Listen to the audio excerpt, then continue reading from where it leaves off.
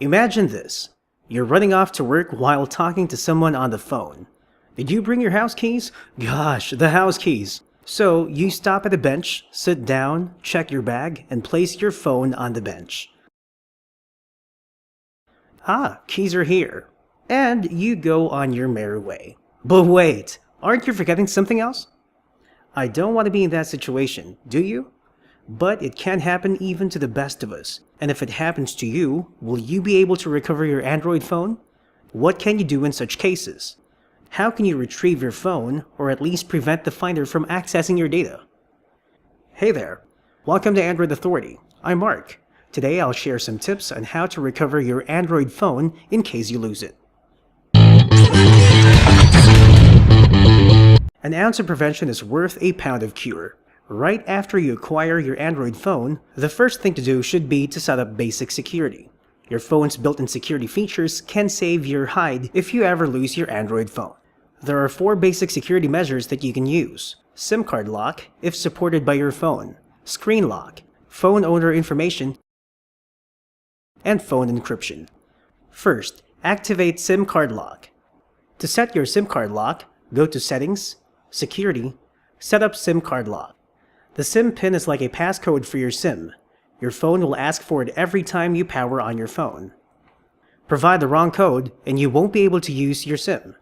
Input the wrong code many times and your SIM will lock you out until you provide an unblocking code. So, always memorize your SIM pin. The default SIM pin code is usually provided by your network carrier, but to be safe, change the default pin to something else. Next, activate the screen lock method.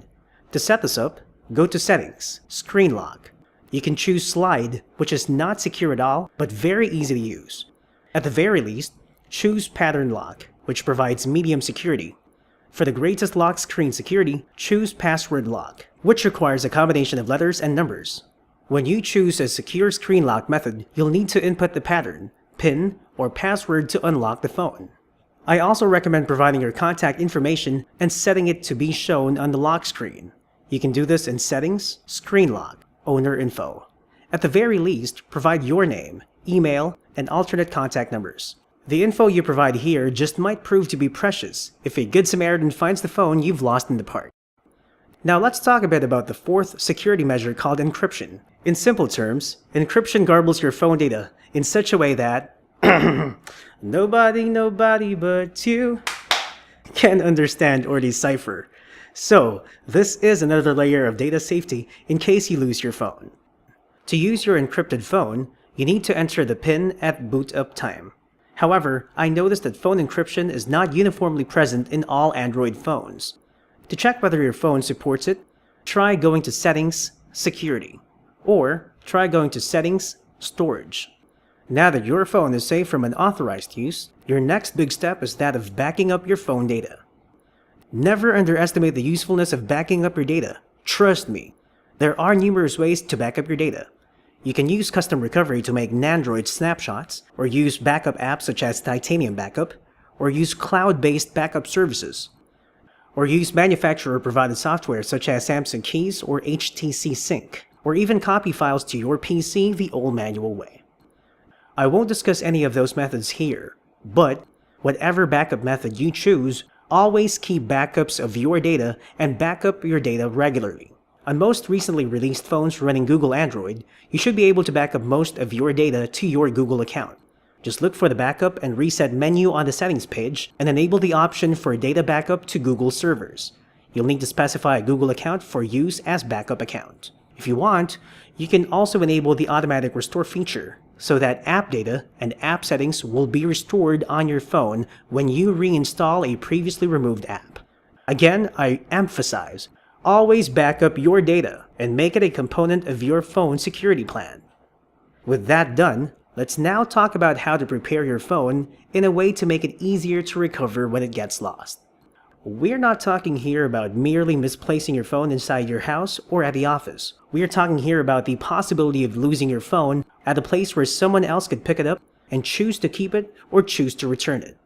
The best preparation for such events is to install phone finder apps or phone tracking apps to help you locate your phone. Some of such apps lets you lock your phone remotely so that the finder can't use it. You can even wipe all data on your phone through remote commands. I'll share with you some of such phone recovery apps. If you own a Samsung Android phone, you're in luck. Samsung has graciously included a mobile finder feature aptly called Find My Mobile. Go to Settings, Security, and check if your phone has this feature. To use Find My Mobile, you need to sign up for a Samsung account and log into it on your phone. You also need to turn on mobile data on your phone so that you can remotely manage your missing phone through the web interface. Or, if you prefer, you can use mobile security and tracking apps. In this category of apps, some reliable and noteworthy names include mobile security suites from Lookout, AVG, and Avast. Of special mention is the mobile finder app called Where's My Droid. You can read more about these apps in this video's companion article on Android Authority.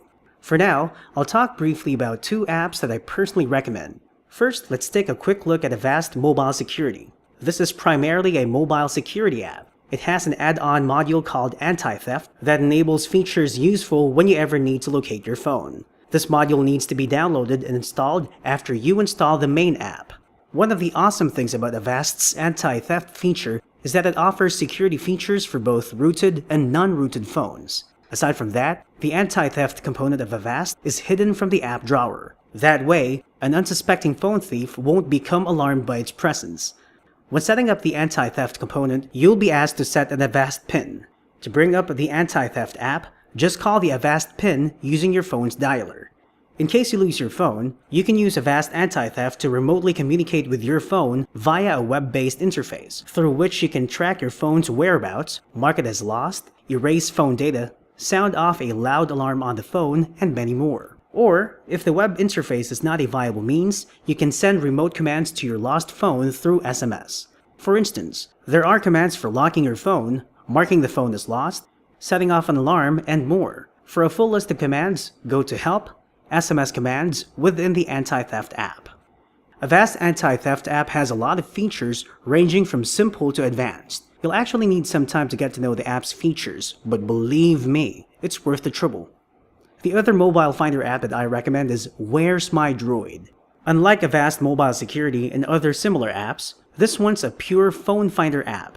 The app developer recommends keeping your phone's GPS always on so that the app can report the phone's location properly. Locating a lost phone with Where's My Droid is done purely via SMS. You can send SMS commands through Where's My Droid's web-based interface. However, not all countries and mobile networks are supported by the web-based interface. If the web interface isn't viable, you can send the SMS commands in the usual way via SMS, but from another phone. Using commands or attention words, you can instruct your lost phone to ring even if it's on silent mode, report its GPS location, take a photo using the back or front camera, lock the phone screen with a 4-digit PIN, unlock the phone, or wipe all phone data. You can even use custom commands. For instance, this is the default SMS command to instruct the phone to ring. You can change this to anything you want. And, when you need to, use the new custom command or attention word to execute the needed function on your phone. Avast Mobile Security and Where's My Droid are just a few of the many mobile security and phone tracking apps on the Google Play Store. There are others too, such as AVG Antivirus Security and Lookout Security and Antivirus. As always, I encourage you to check them out and select the one that suits your needs most. Just remember to install one immediately, long before your phone falls into the wrong hands. The best way to minimize loss is to prepare for disaster. There's no 100% guarantee that you will be able to recover your Android phone if you ever lose it. In this video, I shared to you how to set up your phone properly and securely and install phone finder apps. These are ways to raise your chances of protecting your phone data and finding your phone when it gets lost. I hope you found the info helpful. For more Android guides, news, and reviews, visit AndroidAuthority.com and subscribe to our YouTube channel. I'm Mark, glad to be of service, and remember, the power of Android is yours.